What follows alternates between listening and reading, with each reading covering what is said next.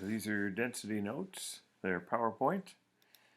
And we'll make sure have a lot of noise nonsense offset.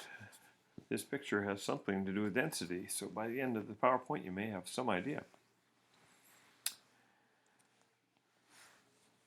So density is the ratio of mass to volume, and that's why in a previous lesson we were talking about direct and indirect measurement for mass and volume of solids and liquids.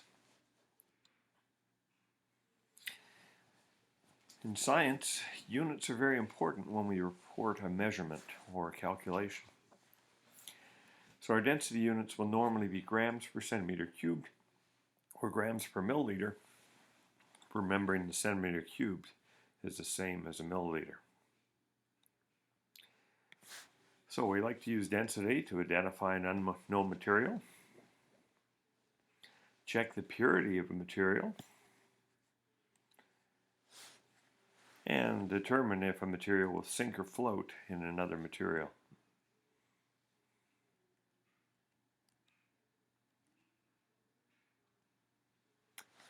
So for any pure substance, that means an element, which is on your periodic table, or compounds, which are made of elements, there's only going to be one number for that density. If you have a large amount of material or a small amount of material, the density stays constant. The ratio of mass to volume stays constant. So if you have a larger amount of volume of material, you're going to have a larger amount of mass. So for example, lead is 11.4 grams per milliliter. You can find that in the periodic table. Therefore, 1 milliliter of lead is a mass of 11.4 grams. If we had 50 milliliters of lead, we have 50 times as much lead. So we go 50 times 11.4 and we get 570 grams. And 1,000 milliliters gives us 11,400 grams. And that's the kind of math, the last one, where you should not need a calculator. You should know how to multiply by numbers that are powers of 10.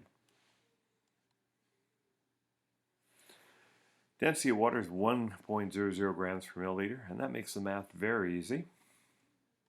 So a milliliter will have a mass of 1.00 grams, 50 mils, 50 grams, and 1,000 milliliters, 1,000 grams. So if you've ever picked up a pail of water, found it to be very heavy, a pail of lead is going to be 11.4 times as heavy. So why are some materials dense and others aren't? We have to think about the KMT.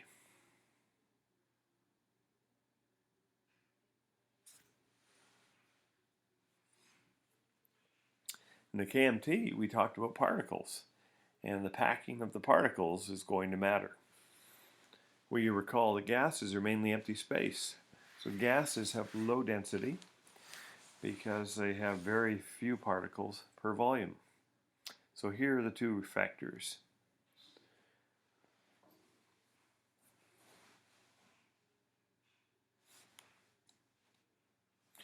Mass of each particle and how tightly packed the particles are.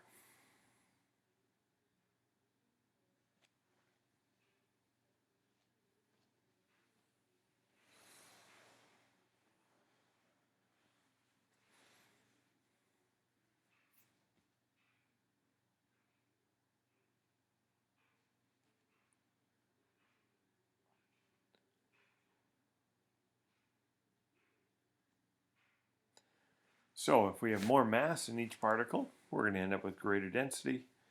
And if we pack the particles more tightly, we're going to have a greater density. So think of dense materials like heavy metals, and think about less dense materials, things like styrofoam, and think about why one may be more dense than the other.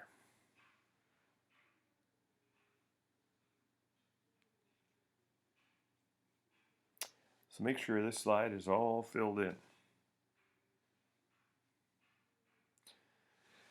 So this is where we'll end this video, and we'll pick it up in the next video, which will look at calculations related to density and using this triangle formula.